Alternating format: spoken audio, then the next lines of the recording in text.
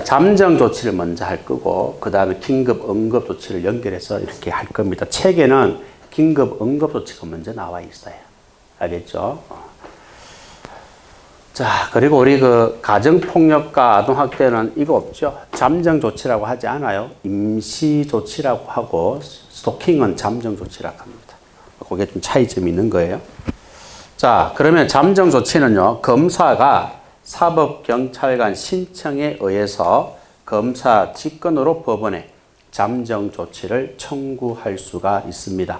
청구하면 법원에서 뭐예요? 할 수 있고요. 그 다음에 이것도 참고로 알아두시는데 피해자와 법정 대리는요. 신청, 청구, 요청 및 의견 진술도 가능해요. 그러니까 여기에 있는 피해자나 법정 대리인도 경찰에게 또는 검사에게 신청이나 청구를 요청할 수가 있어요. 요청할 수가 있고 또 자기의 의견도 진술할 수가 있습니다. 이건 참고로 보시면 되고요. 자, 그러면 이제 법원에서 잠정 조치를 결정할 거예요. 바로 네 가지가 잠정 조치입니다. 서명 경고, 100m 접근 금지, 전기 통신을 위한 접근 금지, 유치가 있어요. 네 가지가 잠정 조치고요. 여기에서 자, 잠정 조치를 하고 나서는 어떻게 해야 됩니까? 법원에서 이거 결정하고 나서는 피해자와 법정 대리인에게 알려줘야 됩니다. 알겠죠? 어떤 결정에 대해서. 자, 그리고 이 잠정 조치는 네 가지잖아요. 이 네 가지는 병가 가능합니다. 두 개 이렇게 할 수도 있는 거예요. 아시겠죠? 그 다음에 행위자가 또는 법정 대리인이 변경 신청도 가능해요. 잠정 조치. 변경 신청도 가능하고 집행은 누가 합니까? 법원 공무원 또는 사법경찰 관리 또 구치소에 있는. 왜 이렇게 안 보이죠 이거는? 요거 때문에? 거기 딱 걸려요? 이렇게 한번 보여야겠네. 자, 집행은 법원 공무원, 사법경찰 관리 또는 구치소 소속 교정직 공무원이 집행을 합니다. 잠정 조치에 대해서 법원 공무원도 할 수 있고요. 우리 경찰은 사법경찰 관리가 할 수가 있는 거예요. 집행은. 그래 보시면 됩니다. 자, 그리고 요거 두 개 있잖아요. 잠정 조치 4개 중에 이 두 가지는 2개월 이내에 2개월을 초과할 수가 없어요. 이 두 가지는 잠정 조치는 2개월을 초과할 수 없고 2번 연장 가능하니까 최장 6개월까지 가능합니다. 그런데 유치는 1개월을 초과할 수 없어요. 근데 중요한 거는요. 유치는 연장이 있어 없어요. 연장 안 됩니다. 그게 중요한 거예요. 그게 이 시험에 나왔던 거예요. 2차 시험에 나왔던 거예요. 알겠습니까? 꼭 기억하셔야 됩니다. 자, 그 다음 요게 뭡니까? 잠정 조치예요. 요게 정상적인 조치라고요. 그런데 긴급 응급 조치라는 게 있어요. 자, 긴급 응급 조치는 사법경찰관이 직권 또는 요청에 의해서 긴급 응급 조치를 할 수가 있는데, 자, 긴급 응급 조치 내용이 뭐죠? 이거 두 가지예요. 이 두 가지가 긴급 응급 조치 내용입니다. 자, 잠정 조치 내용은 4가지예요. 긴급 응급 조치 내용은 이 두 가지밖에 없어요.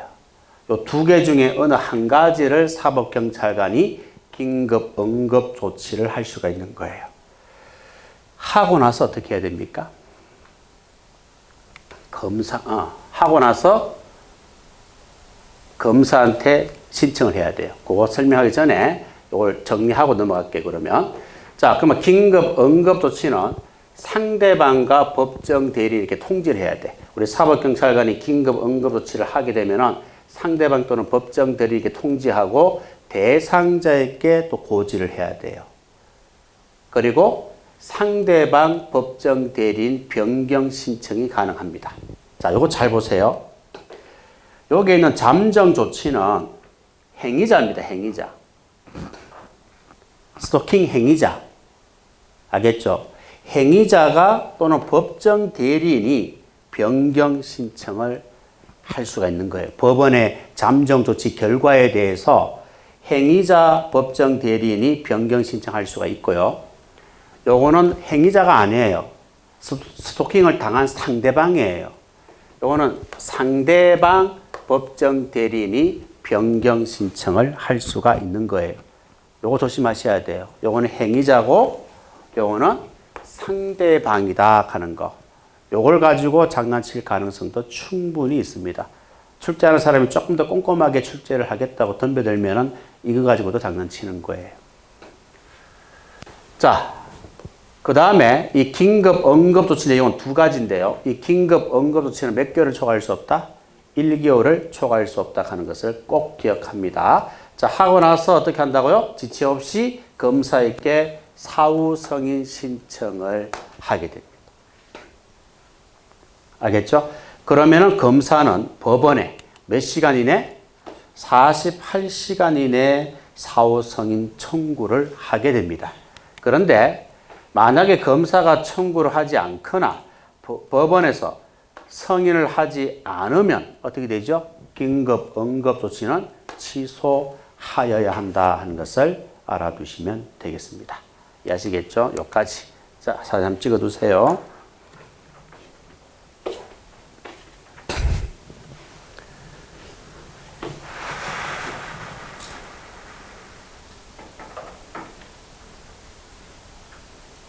됐죠? 이때까지는 요 그림만 설명을 했어요. 근데 지금은 조금 추가해가지고, 요런 것도 이제 앞으로 장난칠 수 있겠다 해서, 요거는 그냥 참고로 보시면 되는 거고, 이거는 뭐 시험 정답으로 놓는 게 아니고, 그냥 참고로 보시면 되고, 여기에 있는 것은 여러분들이 좀 알아둘 필요가 있다. 특히 위에 거, 긴급 응급 조치는 상대방과 법정 대리인 변경 신청이고요. 요 잠정 조치는 행위자, 법정 대리인 변경 신청입니다. 그래서 상대방, 행위자 요거 두 개 자리 바꾸면 안 된다.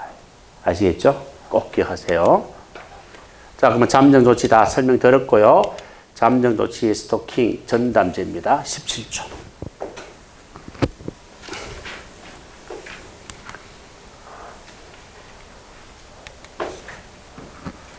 자, 우리 피해자 전담제잖아요. 이 스토킹도 피해자 전담제가 있고 우리 성폭력도 피해자 전담 제도가 있습니다. 맞죠? 배웠잖아요. 말 그대로 피해자에 대한 전담 조사 제도입니다. 왜 스토킹과 성폭력이 피해자 조사가 중요하죠? 일반적으로 피해자가 가해자를 보잖아요. 그렇죠? 스토킹 당하면 어때요? 상대방을 내가 얼굴을 직접 알고 있잖아요. 또 성폭행을 직접 당하다 보면 상대방의 얼굴을 아는 경우가 대부분이잖아요. 그렇기 때문에 피해 조사가 굉장히 중요한 거예요. 이런 범죄는. 자, 위에 거는 검찰이니까 여러분 신경 쓰지 마시고 요 2항을 조심하셔야 됩니다. 2항은요, 경찰 간서장은 스토킹 범죄 전담 사법경찰관이 피해자를 조사하게 하여야 한다. 사법경찰관리가 아닙니다. 사법경찰관이고요. 누구를 조사한다고요? 피해자예요. 피해자에 대한 전담 조사제이기 때문에 피의자가 아니고 피해자입니다. 이거는 뭐 여러분들 크게 신경 쓸 필요는 없죠. 금방 알 건데 중요한 건 요거예요. 우리가 경찰 간서장이라고 하면 일반적으로 누구를 말합니까? 경찰청장, 시도청장, 경찰서장을 말하잖아요. 근데 여기서 말하는 경찰 간서장은 경찰청장이 아니에요. 누구예요? 국가수사본부장이에요. 국가수사본부장 대신에 여기 경찰청장이 들어가면은 틀리는 거죠. 이 부분을 여러분들이 조심해서 정리하고 계셔야 됩니다. 틀림없이 한번 시험에 나올 거다 이 말이에요. 정답은 나올 거다 이 말이에요. 꼭 정리를 할 수 있도록 합니다. 자, 그 다음에 벌칙이에요. 자, 스토킹 범죄를 범하게 되면 어떻게 처벌하죠? 3년 이하 징역, 3천만 이하 벌금이고, 만약에 위험한 물건을 휴대하거나 이용해서 스토킹 범죄를 범하게 되면 5년 이하 징역, 5천만 이하 벌금입니다. 아시겠죠? 기억하세요. 처벌 내용까지 시험에 출제가 됩니다. 자, 그 다음에 이제 15번에 보시면 범죄 피해자 보호법이 나옵니다. 자, 요것도 시험에, 우리 순경 시험에 출제가 되고 있습니다. 아시겠죠? 정리를 여러분들이 좀 잘 해 주셔야 됩니다. 자, 범죄 피해자는 작년도 우리 1차 시험에 나왔는데요. 범죄 피해자란 하고 갈로 속에 배우자에서 갈로 속에 사실상 혼인관계에 있는 사람 포함한다, 제외한다? 포함. 요거 제외라고 시험에 나왔잖아요. 자, 제가 말씀드립니다. 우리 법령에서 배우자에서 사실상 혼인관계, 이거는 무조건 포함입니다. 제외하는 것 자체가 없어요. 아시겠죠? 무조건 포함입니다. 기억하세요. 자, 그 다음에 두 번째 봅니다. 이것도 시험에 나왔죠? 범죄 피해자 보호 지원입니다. 범죄 피해자 보호 지원 하면은 범죄 피해자 손실복구, 정당한 권리 행사, 복지 정진에 기여하는 행위를 말한다. 자, 요게 시험에 나왔던 거예요. 어떻게 해요? 이렇게 나와요. 여기에 복지 정진을 제외한 이렇게 나와요. 틀리죠. 요거 복지 정진 빼고 요거 빼고 앞에 범죄 피해자 보호 지원이란 복지 정진을 제외한 범죄 피해자 손실복구 정당 권리 행사에 기여하는 행위를 말한다. 맞아, 틀려? 틀리잖아. 복지 정진도 포함되잖아. 여기에. 저렇게 장난친 거예요. 이해하시겠죠? 그 다음에 수사, 변호, 재판에 부당한 영향을 미치는 행위도 포함된다, 제외된다. 요거는 제외된다 하는 것을 여러분들이 알아두셔야 돼요. 이해하셨죠? 자, 그 다음에 범죄 피해자 지원 법인은요, 영리입니까? 비영리입니까? 비영리입니다. 체크하시고요. 그 다음에 4번에 보시면은 구조 대상 범죄 피해자란 이렇게 나와 있어요. 여기서 여러분들이 주의할 것은, 자, 여기 첫 번째 보면은 대한민국 영역 안에서, 밖에서 대한민국 선박이나 항공기 안에서 행하여진 사람의 생명과 신체를 해치는 죄에 해당되는 행위하고 갈로 속에 딱 보세요. 행위에서 형사 미성년자와 심신장애자와 강요행위와 긴급피난에 따라 처벌되지 아니하는 행위를 이 행위에 포함된다, 제외된다? 포함. 그러면은 정당행위라든가 정당방해에 따라 처벌되지 아니한 행위, 요거 두 개 하고, 가실에 요거 두 개 하고, 가실에 의한 행위는 포함된다, 제외된다? 이 행위에서 제외된다. 어떤 것들이 포함되고 어떤 것들이 제외되는지를 기억하세요. 포함되는 거 몇 가지입니까? 하나, 둘, 셋, 네 개 아닙니까? 제외되는 거 몇 가지예요? 세 가지죠. 둘 중에 한 가지는 확실히 기억해야 돼요. 우리는 제외되는 게 더 편해요. 정당방위, 정당행위, 가시. 요거는 제외고 나머지는 포함. 이렇게 하시면 됩니다. 자, 그 다음에 장애입니다. 장애는 그 정상이 고정된 때를 포함한다, 제외한다? 포함한다. 이 정도만 정리하시면 되겠습니다. 이런 것들이 이제 시험 정답으로 출제가 되었고 앞으로 출제될 가능성이 높다 이 말입니다. 그래 정리하시면 돼요. 자, 그 다음 손실복구 지원이에요. 자, 국가나 지방자치단체는 범죄 피해자의 피해 정도, 보호 지원 필요성에 따라서 상담이라든가 의료 제공, 치료비도 포함해서요. 구조금 지급, 법률 구조라든가 취업 관련 지원, 주거 지원, 그 밖에 범죄 피해자의 보호에 필요한 대책을 마련할 수 있다, 하야 한다. 요게 요게 나왔어요. 마련할 수 있다라고 시험에 나왔어요. 하여야 한다 이 말입니다. 이해하셨죠? 꼭 기억합니다. 자, 그리고 형사 절차 참여 보장입니다. 요거는 그대로 보시면 되는데요. 자, 국가는 범죄 피해자가요, 수사 담당자와 상담하거나 재판 절차에 참여하여 진술하는 등 형사 절차상 권리를 행사할 수 있도록 보장할 수 있다 해야 한다.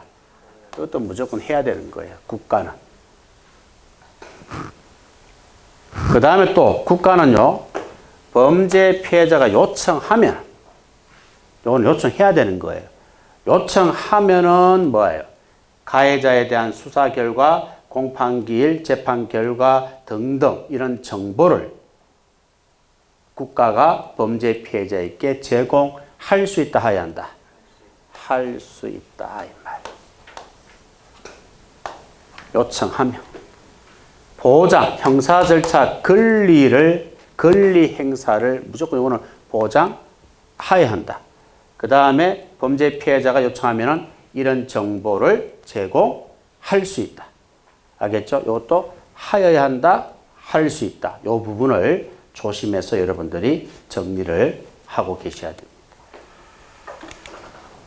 자, 그 다음에 이제 법무부 장관은요, 범죄 피해자 보호위원회 심의를 거쳐서 범죄 피해자 보호 지원에 관한 기본 계획을 세웁니다. 몇 년마다요? 5년마다, 3년마다 하면 틀려요. 자, 그리고 범죄 피해자 보호위원회는요, 범죄 피해자 보호위원회가 있는데, 요거는 소속이 어디입니까? 법무부 장관이고 몇 명으로 구성되어 있어요? 20명 이내로 구성되어 있다 하는 것을 알아두시면 됩니다. 더 이상 필요 없어요. 자, 그 다음에 구조금 지급 요건인데, 요게 조금 까다로워요. 이런 내용들이. 구조금 뭐 지급 범위, 뭐 이런 순위, 뭐 이런 것들이 사실은 조금 까다로워요. 자, 일단 요거는 읽어보시면 됩니다. 자, 국가는 구조 대상 범죄 피해자 피해를 받은 사람이 밑에 1호, 2호에 해당되면은 범죄 피해 구조금을 지급한다는 거예요. 어떤 사람들이에요? 구조 피해자가 피해 전부 일부를 배상받지 못하는 경우, 자기 또는 타인의 형사사건 수사, 재판권에서 고소고발 등 수사단서를 제공하거나 진술 정언, 자료 제출을 하다가 구조 피해자가 된 경우, 알겠습니까? 이런 경우는 구조금을 지급한다는 거예요. 읽어보시고요. 요거는. 자, 그 다음에 이제 구조금 종류 꼭 기억합니다. 구조금 종류는 몇 가지예요? 3가지예요. 유족 구조금이 있고, 장애 구조금이 있고, 중상해 구조금이 있다. 자, 유족 구조금은 어떤 경우에 지급하는 구조금이에요? 유족이니까 피해자가 뭐예요?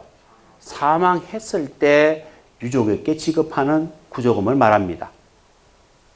만약에 순위가 같은 유족이 2명 이상이 있어요. 순위가 있는데 그 순위가 같아요. 같은 유족이 2명 이상이에요. 그러면 똑같이 나누어 줍니다. 구조금을 똑같이 나누어 준다 이 말이에요.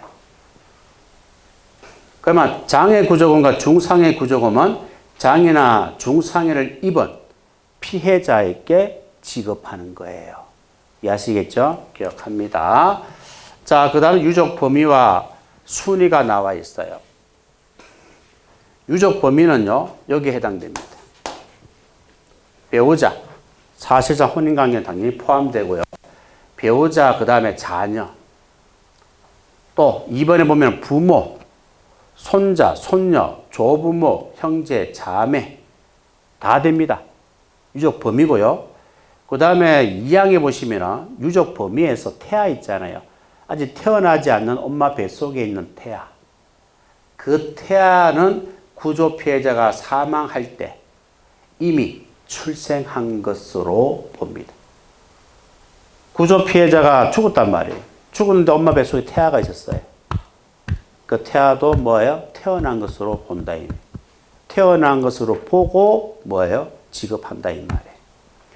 자, 그 다음에 유족 구조금을 받은 유족 순위는요, 부모 중에서 양부모가 있고 친부모가 있어요. 어떤 부모가 우선입니까? 양부모가 우선이에요. 그러니까 생물학적인 부모보다는 길러주신 부모가 우선이다. 길은 정이 무섭잖아요. 그죠? 물론 이 핏줄이 뭐 땡긴다 이런 말도 하지만, 그거는 내 자식이니까 핏줄이 땡길 수는 있겠지만, 정은 없잖아요. 정은 온전히 길러주신 부모님이잖아요. 부모님만 가지고 있죠. 그 아이를 키우면서 힘든 일도 많았을 거고, 또 기쁜 일도 많았을 거고, 그런 가정을 통해서 얼마나 미운정, 고운정이 쌓여 있겠어요. 그렇죠? 그래서 길러주신 부모님이 공이 훨씬 크죠. 그지? 낳아주신 부모보다. 요새는 젊은 사람들도 애기 놓고, 특히 우리 고등학생들도 애기 낳고 화장실을 버리고 이런 것들이 TV에서 가끔 나오잖아요. 참 마음이 많이 아픕니다. 그런 무책임한 행동을 한 것도 문제가 있지만, 무책임한 행동을 했다 하더라도, 설상 했다 하더라도, 그 아이를 어떻게 화장실에 봉지에 싸서 버리고, 그죠? 변기에 집어넣고 그럴 수 있냐, 이 말이에요. 그건 살인이잖아, 살인. 그지? 실수로 그렇다 하더라도 책임감은 있어야 된다는 거예요. 그죠? 그런 거 보면은 너무 생명을 경시하는, 귀하게 생각하지 못한 그런 젊은 세대의 어떤 그런 생각들이 있다는 것 자체가 상당히 좀 안타깝다는 생각이 들어요. 생명은 귀한 거잖아요. 그죠? 그 몸을 아파봐야 알아요. 죽을 병 걸려보면은요. 그죠? 살아있는 게 얼마나 감사한지 몰라요. 걸어다닐 수 있다는 게 얼마나 감사한지 몰라요. 그지? 그는 겪어봐야 압니다. 겪어봐야. 저도 다리 수술하고 1년 동안, 거의 몇 개월 동안 기부하고 있었지만, 참 이렇게 걸어다니는 것 자체가 그때서야 참 감사하다 하는 것을 많이 깨달았어요. 그래서 지금은 시간 될 때마다 하루에 10,000보씩 열심히 걸어다닙니다. 아시겠죠? 걸어다니실 때 많이 걸어다니는 거예요. 자, 부모는 양부모가 우선입니다. 그 다음에 여기에 해당되는 사람들은 유족으로 보지 않습니다. 근데 읽어보시면 되지. 왜? 뻔한 거 아니에요. 전부 다 뭐예요? 구조 피해자를 고의로 사망하겠다. 구조 피해자를 내가 고의로 사망하겠는데 내가 어떻게 이 사람이 죽었다고 해서 내가 유족 구조금을 받을 수 있습니까? 말이 됩니까? 말이 안 되잖아요. 다 마찬가지예요. 다 고의로 사망하게 한 경우, 당연히 유족 범위에서는 제외됩니다. 그지? 주의할 이유가 전혀 없죠. 자, 그리고 요게 해당되는 사람들도 구조금을 취급하지 않습니다. 그게 무슨 말이냐? 지금 구조 피해자와 범죄 행위 당시 구조 피해자와 가해자 사이의 부부예요. 남편이 가해자고 아내가 피해자다 이 말입니다. 이런 경우는 구조금을 지급하지 않습니다. 그 다음에 또 직계 혈족이에요. 사촌인의 친족이에요. 동거 친족이에요. 이런 경우도 지급하지 않습니다. 친족은 사촌 이내의 범위가. 만약 8촌 가면 상관없어요. 알겠죠? 8촌 같으면 이거는 지급하지 않지만, 만약에 8촌이라면은 뭐예요? 가해자와 피해자 사이의 8촌 관계라면은 뭐예요? 구조금을 일부를 지급하지 아니한다. 일부는 지급할 수 있다 이 말이에요. 그래서 여기에 속하는 경우에는 지급을 아예 안 하고, 여기에 속하지 않는 친족에 대해서는 일부는 지급할 수도 있고 지급 안 할 수도 있다 이 말입니다. 이해하시겠죠? 그렇게 정리를 할 수 있도록 합니다. 자, 여러분 다음 읽어보시면 되고요. 자, 요거는 또 무슨 말이냐면은 다른 법령에 따른 급여 등과 관계인데요.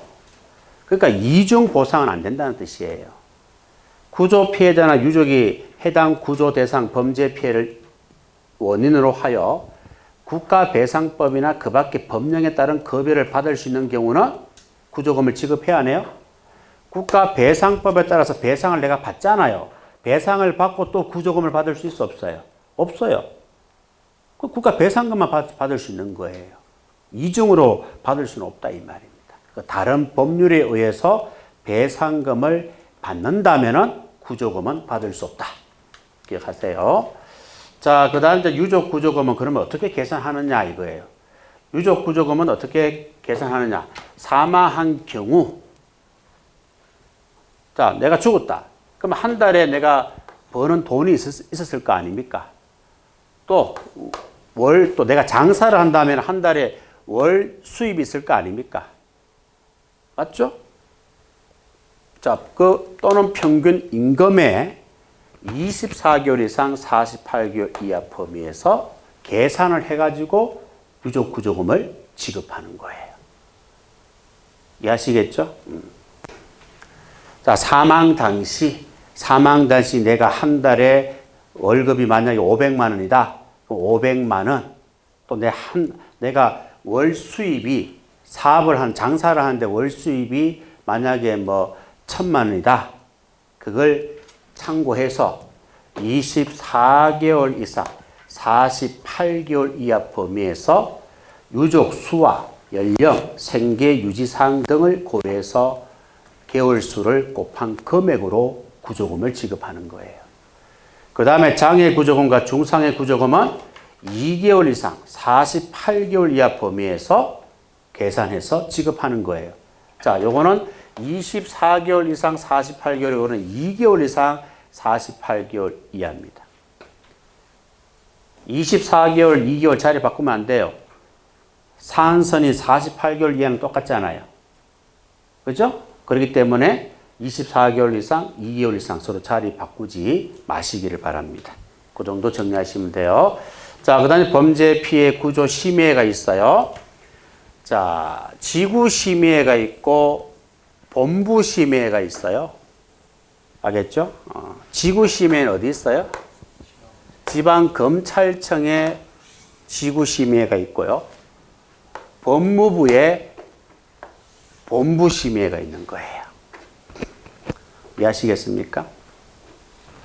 지방검찰청의 지구 심의회에 법무부에 본부 심의회가 있다 하는 것을 알아두시고, 이 지구 심의회와 본부 심의회는 누구 지휘 감독을 받는다? 법무부 장관이다 하는 것을 알아두시면 되겠습니다. 이것도 그림을 통해서 제가 설명을 드릴게요. 자, 신청인이 일단은요, 어디로 신청합니까? 구조금을. 여기서 결정을 해줘야 지급을 할 거 아니에요. 예, 바로 지구심의회에, 지방검찰청에 있는 지구심의회에 신청을 합니다. 안 날로부터 3년, 발생한 날로부터 10년 안에 신청을 합니다. 자, 신청을 하게 되면은 지구심의회는 이 신청에 대해서 기각 각하를 하는 거예요. 지급하겠다는 결정이 아니고 기각 각하를 하는 거예요. 그러면 신청은 어떻게 됩니까? 바로 본부심의회에 2주 이내에 재심 신청을 하게 됩니다. 재심 신청을 하면은 지구심의에서는 일주일 이내에 기록 일체를 본부심의회에 송부를 해야 돼요. 그럼 본부심의에서는 4주 이내 결정을 한다 이 말이에요. 아시겠죠? 그렇게 그림을 통해서 여러분 정리를 해주시면 되겠다 이 말이에요. 자, 됐죠? 이런 내용들을 여러분들이 좀 체크를 하시면 좋을 것 같아요.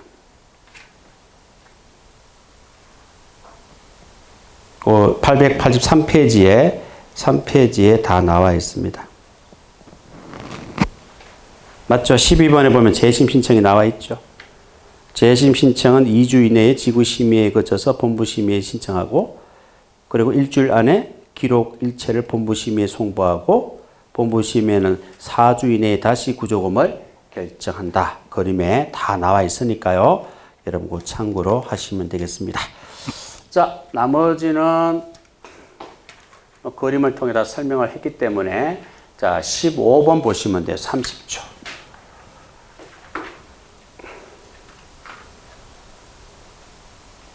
자, 요런 경우는요, 한수할 수가 있어요. 어떤 경우죠? 거짓이나 그 밖에 부정한 방법으로 구조금을 받은 경우, 한수할 수 있습니다. 구조금을 받은 후에 19조 규정 사유가 발견된 경우, 또 구조금이 잘못 지급된 경우, 이런 경우는 전부 또는 일부를 받을 수 있다? 한수할 수 있다 하는 것을 알아두시면 됩니다. 자, 그리고 국가가 한수할 때는요, 국세 징수외에 따르고 그 한수 우선순위는 국세 및 지방세 다음으로 한다. 알겠죠? 국세, 지방세, 세금 있잖아요. 국세와 지방세, 세금 있잖아요. 그죠? 그 세금 다음으로 한다는 거예요. 아시겠죠? 순위가. 자, 구조금 한수가 우선이 아닙니다. 국세, 지방세가 우선이다 하는 것을 알아두시면 되겠고요. 그 다음에 이 구조금 받을 권리는 소멸시효가 있어요. 몇 년이죠? 2년입니다. 2년. 2년 동안 행사하지 않으면 시효로 인해서 소멸된다. 권리는 사라진다 이 말이에요. 그 다음 17번에 보면은 구조금을 받을 권리는 양도가 돼야 안 돼요. 안 됩니다. 담보로 제공할 수 있습니까? 안 됩니다. 압류할 수 있습니까? 없다 하는 것을 여러분들이 알아두시면 되겠습니다. 자, 이렇게 해서 교재 수업은 마무리가 되고 다음 시험에는 이런 프린트물 있죠? 추록해 보시면은 공직자 이해충돌 방지법이라는 게 있어요. 이것도 당연히 시험에 지금 출제되고 있다, 안 되고 있다? 되고 있다. 작년도 2차 시험에도 시험에 나왔다. 알겠습니까? 이걸 잘 정리를 할 수 있도록 합니다. 자, 요거는 이제 교재를 끝났으니까 좀 일찍 쉬었다가 바로 합시다.